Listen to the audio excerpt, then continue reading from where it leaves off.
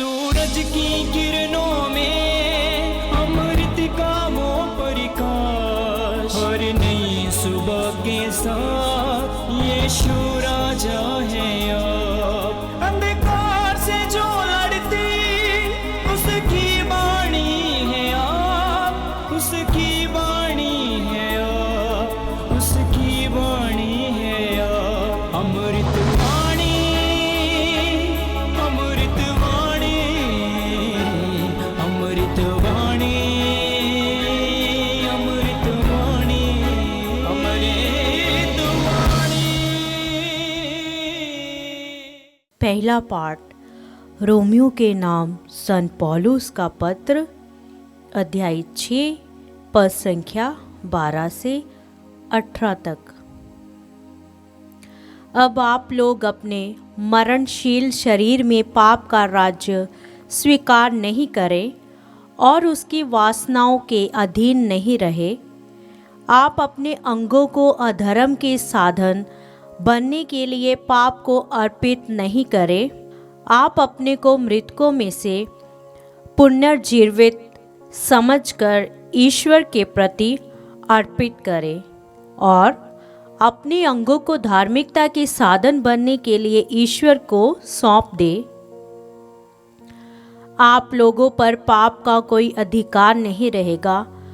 अब आप संहिता के नहीं बल्कि अनुग्रह के अधीन हैं। तो क्या हम इसलिए पाप करें कि हम संहिता के नहीं बल्कि अनुग्रह के अधीन हैं? कभी नहीं। क्या आप यह नहीं समझते कि आप आज्ञाकारी दास के रूप में अपने को जिसके प्रति अर्पित करते हैं और जिसकी आज्ञा का पालन करते हैं, आप उसी के दास बन जाते हैं। यह दासता चाहे पाप की हो जिसका परिणाम मृत्यु है, चाहे ईश्वर की हो जिसके आज्ञा पालन का परिणाम धार्मिकता है। ईश्वर को धन्यवाद कि आप लोग जो पहले पाप के दास थे, अब सारे हृदय से उस शिक्षा के मार्ग पर चलने लगे जो आपको प्रदान की गई है। आप पाप से मुक्त होकर धार्मिकता के दास बन गए हैं। यह प्रभु की वाणी है। ईश्वर को धन्यवाद। भजन अनुवाक्य। प्रभु का नाम ही हमारा सहारा है। प्रभु का नाम ही हमारा सहारा है।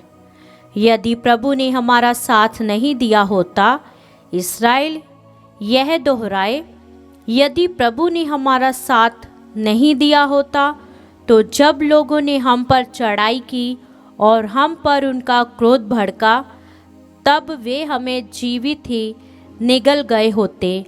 अनुवाक्य। प्रभु का नाम ही हमारा सहारा है। बाढ़ हमें डुबा ले गई होती, जलधारा ने हमें बहा दिया होता और चारों ओर उमड़ती लहरों में हम डूबकर मर गए होते। धन्य है प्रभु, उसने हमें बचाया और हम उसके दांतों में से निकल गए। अनुवाक्य। प्रभु का नाम ही हमारा सहारा है। हमारी आत्मा पक्षी की तरह बहेलिए के फंदे से निकल गई है। देखो, फंदा टूट गया है और हम बच गए। प्रभु का नाम ही हमारा सहारा है। उसी ने स्वर्ग और पृथ्वी को बनाया है। अनुवाक्य।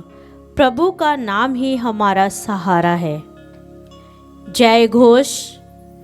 जागते रहो और तैयार रहो, क्योंकि जिस घड़ी तुम उसके आने को नहीं सोचते, उसी घड़ी मानव पुत्र आएगा। हालेलुया। संत लूकस के अनुसार पवित्र सुसमाचार, अध्याय 12 पद संख्या 39 से 48 तक। यीशु ने अपने शिष्यों से कहा, ये अच्छी तरह समझ लो, यदि घर के स्वामी को मालूम होता कि चोर किस घड़ी आएगा, तो वह अपने घर में सेंध लगने नहीं देता। तुम भी तैयार रहो, क्योंकि जिस घड़ी तुम उसके आने की नहीं सोचते, उसी घड़ी मानव पुत्र आएगा। पेतरुस ने उनसे कहा, प्रभु, क्या आप ये दृष्टांत हमारे लिए ही कहते हैं या सबों के लिए? प्रभु ने कहा, कौन ऐसा ईमानदार और बुद्धिमान करिंदा है जिसे उसका स्वामी अपने नौकरों चाकरों पर नियुक्त करेगा ताकि वह समय पर उन्हें रसद बांटा करे। धन्य है वह सेवक जिसका स्वामी आने पर उसे ऐसा ही करता हुआ पाएगा। मैं तुमसे कह देता हूँ, वह उसे अपनी सारी संपत्ति पर नियुक्त करेगा।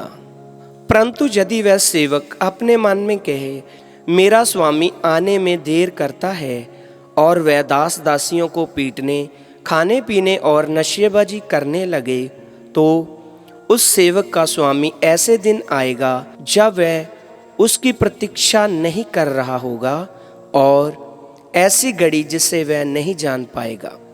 तब स्वामी उसे कोड़े लगवाएगा और विश्वासघातियों को दंड देगा।